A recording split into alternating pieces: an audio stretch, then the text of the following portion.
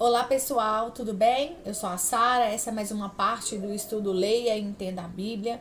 Hoje nós vamos ler uma passagem que está no Evangelho de João, no capítulo 6. É uma passagem que ocorre logo após a multiplicação dos pães. Nós já falamos aqui no vídeo anterior sobre a multiplicação dos pães. E essa passagem, o interessante dela é que essa continuação, né, dessa passagem não é relatada por Mateus, por Marcos e por Lucas. Essa passagem, essa continuação desse momento da multiplicação dos pães, ela é relatada somente por João. Então nós vamos encontrar esse relato, esse discurso de Jesus somente no Evangelho de João. Então nós vamos ler. Após ali aquela multiplicação dos pães, no versículo 14, no capítulo 6, no verso 14, nós temos um relato ali que João faz de uma observação de Jesus. Como já foi dito em alguns outros vídeos, João era um dos apóstolos de Jesus. Então ele diz assim: depois de ver o sinal milagroso que Jesus tinha realizado, o povo começou a dizer: sem dúvida este é o profeta que deveria vir ao mundo. Sabendo Jesus que pretendiam proclamá-lo rei à força, retirou-se novamente sozinho para o monte. Então o que aconteceu, gente? Após ali aquela multiplicação dos pães, aquele foi um dos milagres de Jesus, que talvez mais um dos que mais teve uma comoção, né? Uma comoção de pessoas. Havia muita gente ali e aquilo foi algo muito extraordinário para aquele povo. E é algo extraordinário. Então aquele povo começou a se agitar ali após aquela multiplicação, após eles terem comido. E Jesus percebe que o povo gostaria ali de ver nele ali um profeta. Mas Jesus consegue ver muito além daquilo que nós conseguimos enxergar nos outros. Ele percebeu ali que eles queriam um líder político, alguém que acabar ali naquele momento com toda a situação que Jerusalém, que Israel estava vivendo naquele momento. Era uma situação de julgo por parte de Roma. Roma estava comandando Israel, estava comandando Jerusalém naquela época. E o povo queria tirar Roma do poder. E talvez eles tenham visto ali em Jesus mais um político, né, um salvador político, do que realmente aquilo que ele era. E olhando para ele com objetivos, dos quais não foi aqueles objetivos que Jesus veio à terra, que o verbo que se fez carne veio à terra. Ele veio para trazer redenção, para trazer salvação, para trazer perdão, para ensinar o evangelho. E aí Jesus, percebendo isso, Jesus se retira daquele lugar com seus apóstolos, percebendo que eles iriam ali talvez ficar muito mais agitados, muito mais eufóricos, e iriam querer proclamar o rei à força. A Bíblia diz dessa forma. Ele percebeu que eles queriam proclamar o rei à força. E aí ele sai dali, e aquelas pessoas percebendo que Jesus não estava mais ali, aquela multidão olhando para o lado, um falando com o outro, percebendo que Jesus havia ido embora, eles resolvem pegar barcos e ir para Cafarnaum atrás de Jesus. E aí, chegando lá em Cafarnaum, nós vamos ler agora a passagem desse momento onde Jesus, nós vamos ler uma parte desse discurso tão longo de Jesus com aquela multidão. No versículo 25, diz assim: quando o encontraram do outro lado do mar, perguntaram-lhe: mestre, quando chegaste aqui? Jesus respondeu: a verdade é que vocês estão me procurando não porque viram os sinais milagrosos, mas porque comeram os pães e ficaram satisfeitos. Não trabalhem pela comida que se estraga, mas pela comida que permanece para a vida eterna, o qual o Filho do Homem dará a vocês. Deus, o Pai, nele colocou o seu selo de aprovação. Então perguntaram: o que precisamos fazer para realizar as obras que Deus requer?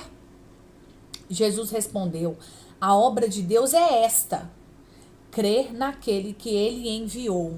Então Jesus começa ali a novamente ensinar aquele povo que ele tinha acabado talvez de ensinar lá na multiplicação dos pães.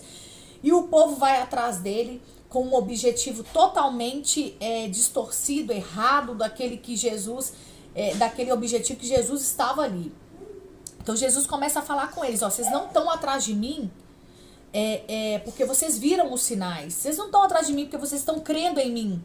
Em outras palavras, né? Estão crendo em mim como filho de Deus. Vocês estão atrás de mim por causa dos pães. Por causa de vontades contraditórias àquelas que eu vim. Trabalhem. Esse trabalho que Jesus quis dizer, ele quis dizer, ou seja, esse transtorno, esse trabalho, essa correria que vocês estão de um lugar para outro, ter saído de lá correndo, vindo atrás de mim aqui com esse barco, não trabalhem por causa da comida que perece. Ele quis dizer, não tenham esse esforço que vocês estão tendo aqui por causa de pão que perece, que estraga.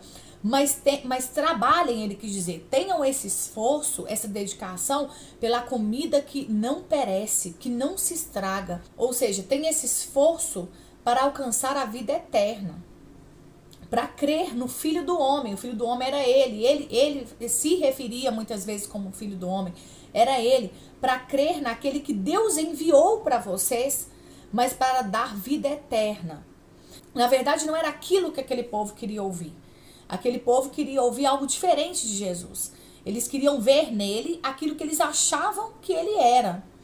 E aí eles começam a fazer questionamentos para Jesus. E um desses questionamentos é: o que precisamos fazer para realizar as obras que Deus requer? Ou seja, o que Deus requer de nós, né? Que obra que Deus requer de nós? E aí Jesus responde para eles, talvez aquilo que eles nunca imaginariam que Jesus iria responder. Ele diz assim, ó, a obra de Deus é esta, crer naquele que ele enviou. Então isso nós podemos tirar para nós.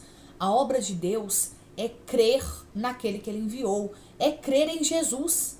Essa é a obra que Deus requer de mim e de você. As outras coisas são consequências de uma vida com Deus.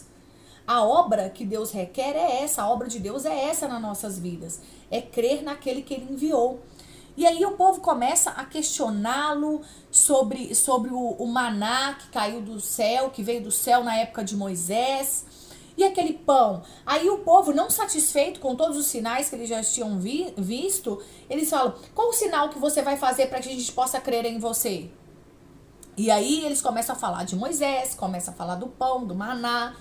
E aí Jesus faz essa declaração para eles. Eu sou o pão da vida. Aquele que vem a mim nunca terá fome. Aquele que crê em mim nunca terá sede. Então essa declaração de Jesus é no momento que eles questionam, eles estavam falando sobre pão, eles estavam falando sobre maná, eles tinham acabado de sair da multiplicação dos pães, então Jesus faz esse paralelo com pão. Eu sou o pão da vida. Então se vocês acabaram de comer ali aquele pão que eu multipliquei, se Moisés no deserto foi agraciado ali com aquele maná, e mesmo assim o povo não se fartou, e mesmo assim o povo ainda buscava mais, aí ele diz o X da questão, eu sou o pão da vida.